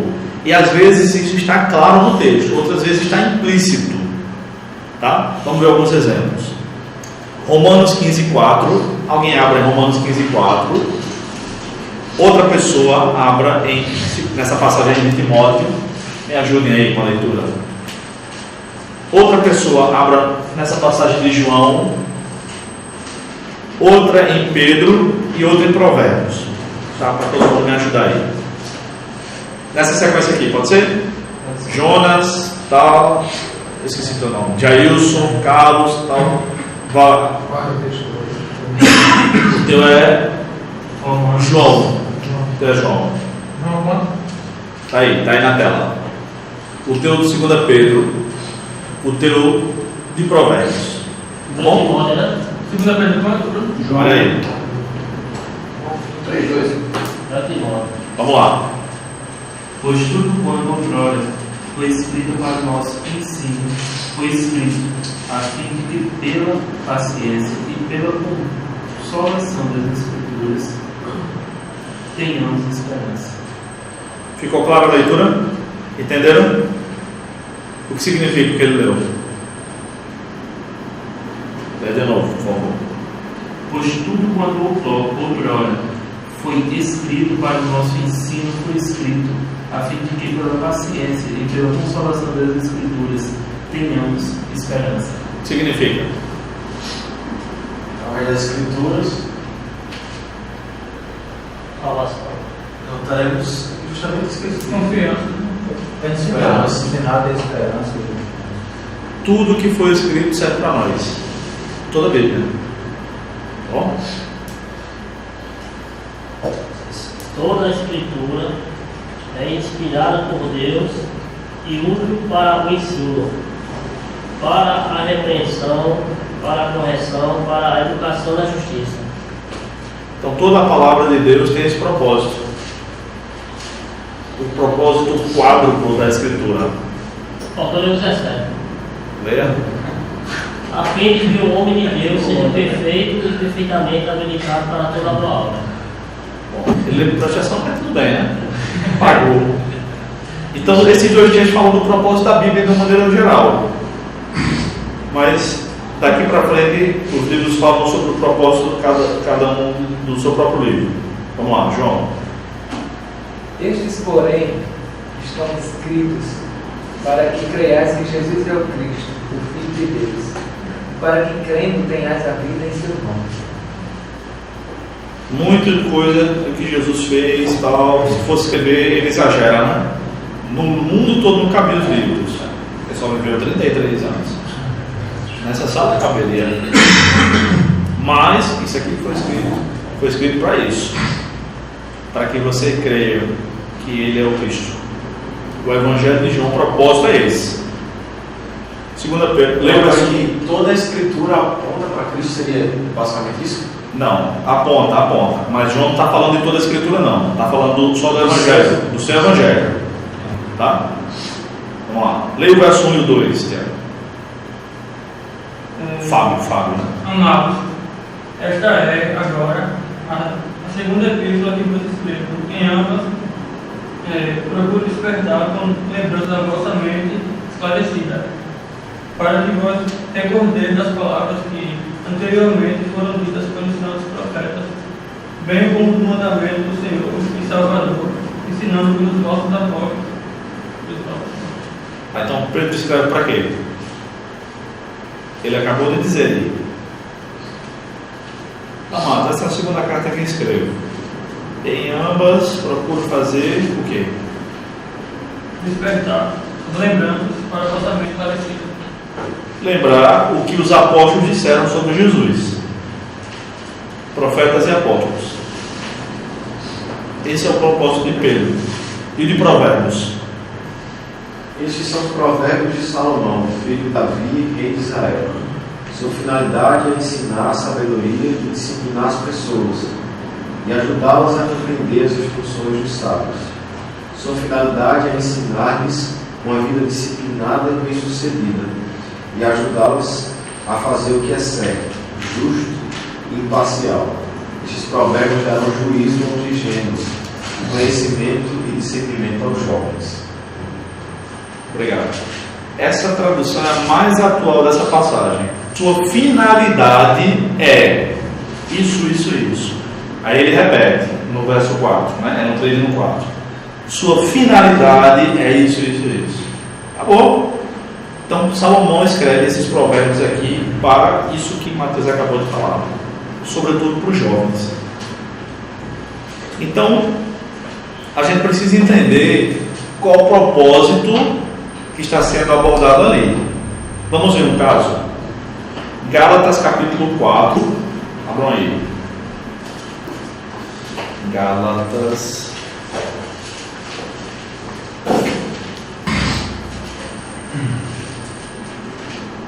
4:22.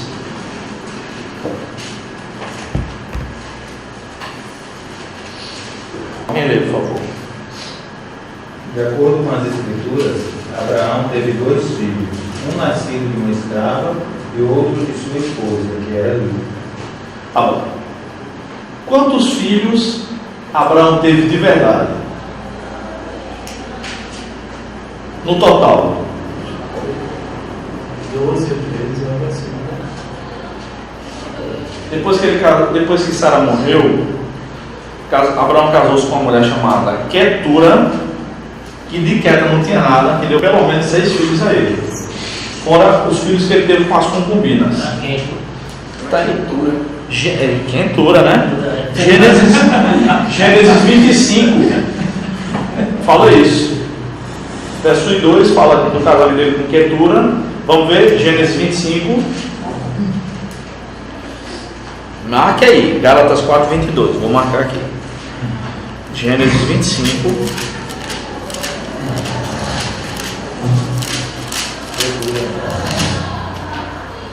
Um e 2. Abraão tomou outra mulher que se chamava Quetura, e ela deu à luz Zinrã, Joquizã, Medan, Midian, Isbaque e Suá. 6 filhos. Tal.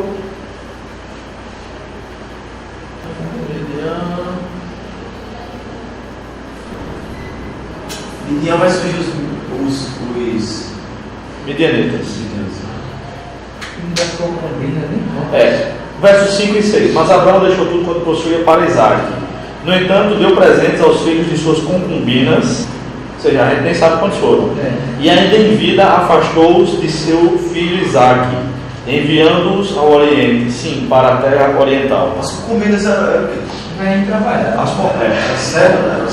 Era serva das mulheres dele, né? Era tolerável isso aqui por conta da guerra. Quanto mais filhos uma nação tivesse, mais homens teria e mais eles podiam lutar. Tá? Então veja, isso não altera o propósito de Deus, a monogamia não, tá? Deus suportou isso aqui, não permitiu, suportou. Mas se Abraão teve Ismael, Isaac, esses 6 aqui já são 8. Então são 7 filhos dele mesmo, dele com a esposa. Um com Sara, 6 com Quetura, mas Ismael também é filho dele, tá? E depois esses filhos com a concubina aqui, que a gente nem sabe quantos foram. Por que Paulo diz em Gálatas 4:22 que Abraão teve 2 filhos? Estaria aí a Bíblia equivocada? Tem um erro bíblico aí. Qual é a quarta regra? É disso que eu estou falando. Propósito, objetivo. Aí eu pergunto, o objetivo de Paulo, quando está escrevendo a carta aos Gálatas, é traçar uma genealogia de Abraão? Não. O objetivo dele é falar que a graça é superior à lei. É o que ele está explicando na carta aos Gálatas. Para explicar como parte do seu argumento, ele usa Ismael e Isaac de maneira análoga. Ele diz, Abraão teve 2 filhos. Primeiro, ele disse que Abraão só teve 2 filhos. Não, diz que teve 2. Quem tem 6 tem 2. Interessante é que eles seguem o mesmo sistema, né? A questão das inclinações da carne, depois a vida do Espírito. Da mesma forma, ele faz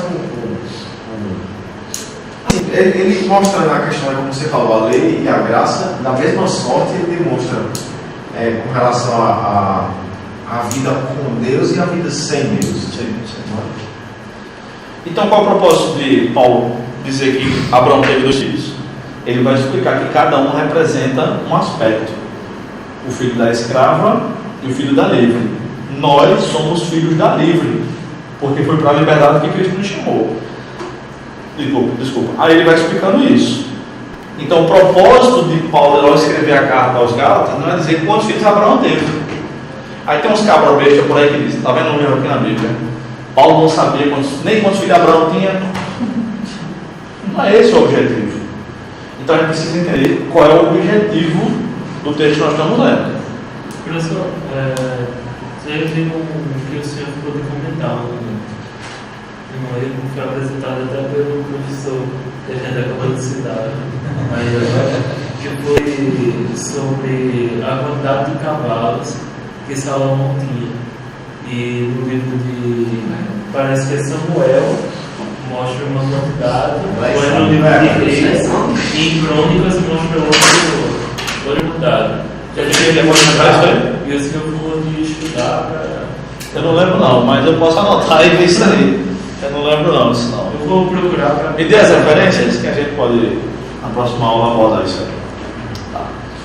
Bem, então essa quarta regra é uma regra do propósito. Por que esse texto está aqui? Tá? Alguma pergunta, gente? Vamos lá. Manda em casa, pelo WhatsApp. Pode mandar. Eu vou passar para a quinta regra, tá? Para a gente ganhar tempo. A quinta regra é o paralelo de palavras. É necessário consultar as passagens paralelas. Aí está paralelas, mas eu quero dizer paralelas, tá bom?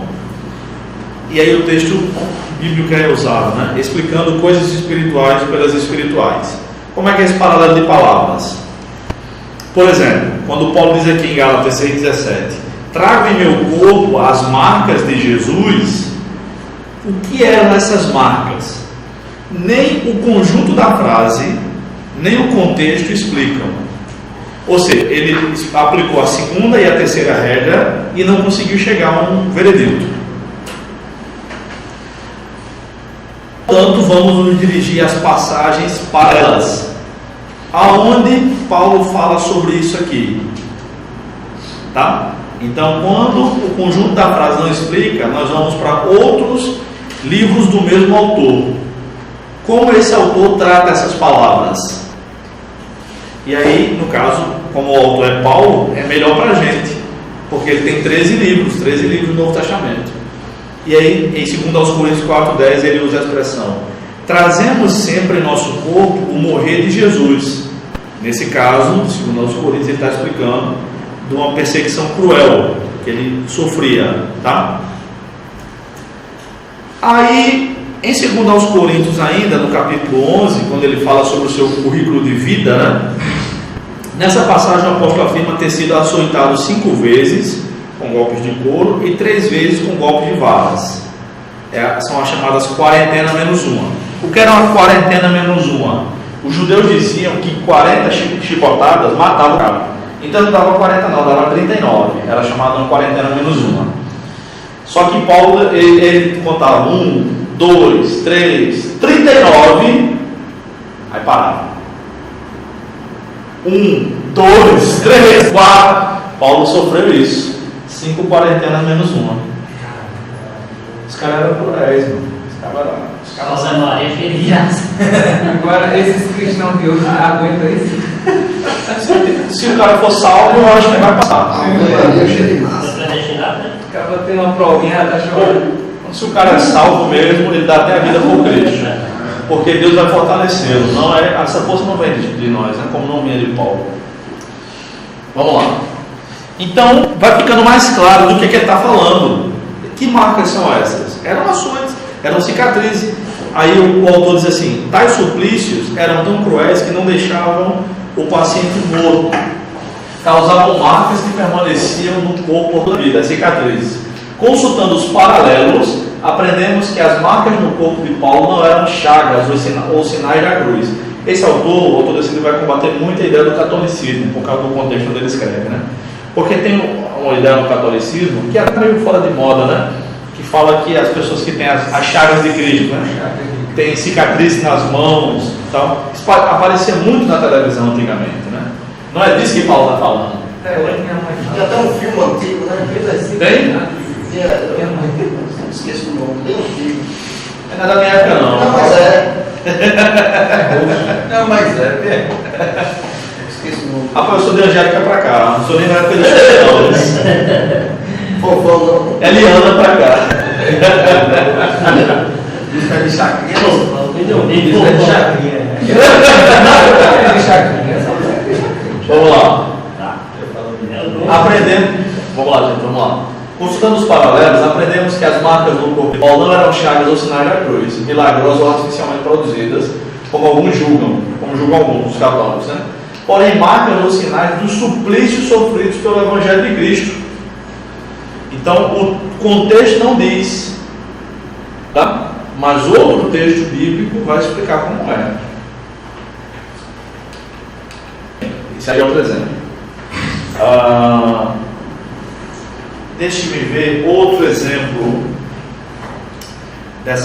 desse paralelo de palavras. A água em João capítulo 4 é uma referência a quem? Quando Jesus diz que tem aquela água, que água é aquela? O que é que É representa? a palavra, mas é um texto antigo, né? É o Espírito. Só que o Espírito não é dito ali no capítulo 4 de João. Aquilo é dito somente no capítulo 7 de João. Vamos lá, João capítulo 7. 38. Eita, pela É. Ele só errou por um versículo. No último dia da festa, o dia mais importante, Jesus se colocou em pé e exclamou: se alguém tem sede, venha a mim e beba. Até aí também não está claro. Aí no 38 explica, como o amado irmão, concordância bíblica disse. Como diz a Escritura, a gente não sabe o que é que ele está citando aqui, porque o Antigo Testamento não diz isso. Rios de água viva correrão do interior de quem crê em mim. E aí João explica. Ele diz isso referindo-se ao Espírito que os que nele crescem haveriam de receber, porque o Espírito ainda não havia sido dado, pois Jesus ainda não fora glorificado. Então, é o Essa paralelo. referência que ele fala, como diz as Escrituras, será que naquele texto de Isaías? Qual texto? Quem tem sede, quem beba. Porque ele diz que, como creem. Rapaz, eu acho que Tem algum lugar das Escrituras que Jesus se refere. não necessariamente, conforme eu explico no meu livro, pode ser uma passagem combinada. Com Tiago 4 e 5 e outras passagens. Eu já vi referência à água. No Antigo Testamento não deve ser referência. Eu quero uma passagem. Não, tem água no Antigo Testamento, tem. Eu quero uma referência que diga assim: rios de água viva correrão do interior de quem crê. Não Messias. Porque está escrito aí. Como diz a Escritura, rios de água viva correrão no interior de quem crê em mim. Então esse aqui não tem. Não tem. Desse jeito aqui não tem. Isaías 44:3. O que é que diz? Porque derramarei água sobre o sedento e torrentes sobre a terra seca, derramarei o Espírito sobre a toda posteridade e a minha bênção sobre os teus descendentes. Pode até ser, mas não diz do mesmo jeito. Está falando sobre, é em cima. E aqui ele diz de dentro. É diferente. Tá? Mas tudo bem, não é o nosso objetivo hoje. Tá? Vamos lá.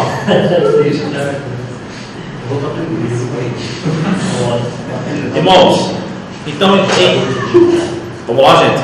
A quinta regra, a primeira parte é o paralelo de palavras. Vamos para a quinta regra, parte 2. O retorno. Vocês leiam esses slides em casa, tá? Paralelo de palavras, a quinta regra, parte 2 é o paralelo de ideias. Onde nas escrituras ou nos textos desse autor se fala mais sobre isso. Esse é o paralelo de ideias ou de doutrinas, onde esse autor trabalha mais isso aqui. Quais são as outras passagens? Tá? Esse é o paralelo de ideias, tá? Bem explicado aí, bem. Pode ser outro autor. Ainda não. Tem que ser o mesmo autor. Esse aqui primeiro é o. autor só para os livros. É. Agora, a quinta regra, a parte 3 é isso aí. É o que nós chamamos de unidade das escrituras. Tá? Unidade das Escrituras quer dizer, na hermenêutica, a Bíblia toda. A Bíblia todinha explica isso aqui como? Às vezes não está escrito isso no contexto, no texto, nem no contexto imediato. Isso aí que nós chamamos de contexto remoto, né? Outros chamam de contexto remoto. Mas nós chamamos de unidade das Escrituras. Onde é que a Bíblia fala sobre isso aqui? Na Bíblia todinha. E aí extrapola qualquer livro. Do autor, do testamento, pode ir para o Antigo Testamento. Isso é mais focado na questão da teologia do autor, né? A questão de entender como é que ele trabalha. Né?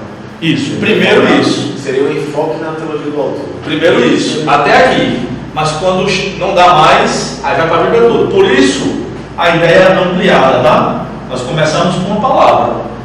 A palavra na frase, pode ser no versículo, a palavra nos capítulos, o objetivo, aí o paralelo de palavras, de ideias e a unidade das Escrituras. Por isso essa ampliação. Se vocês decorarem essa imagem, vocês aprendem as regras. Tá bom? Muito bom esse gráfico. Obrigado. Na próxima aula, vamos fazer um exercício em casa, em sala.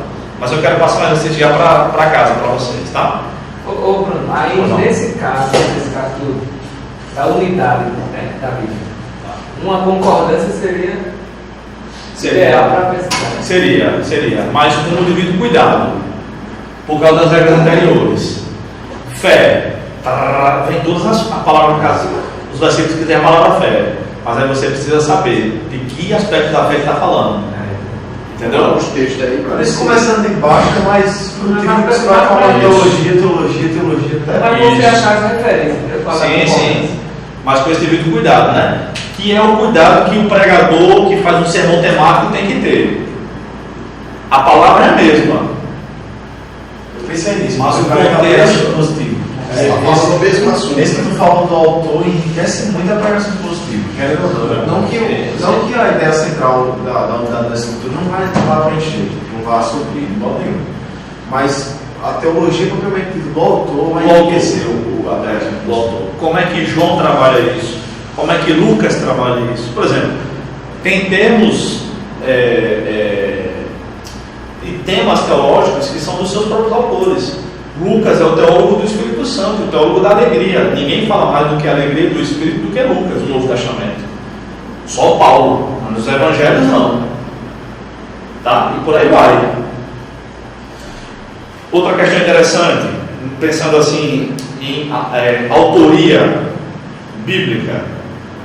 Em Mateus, Jesus é tido como o filho do carpinteiro.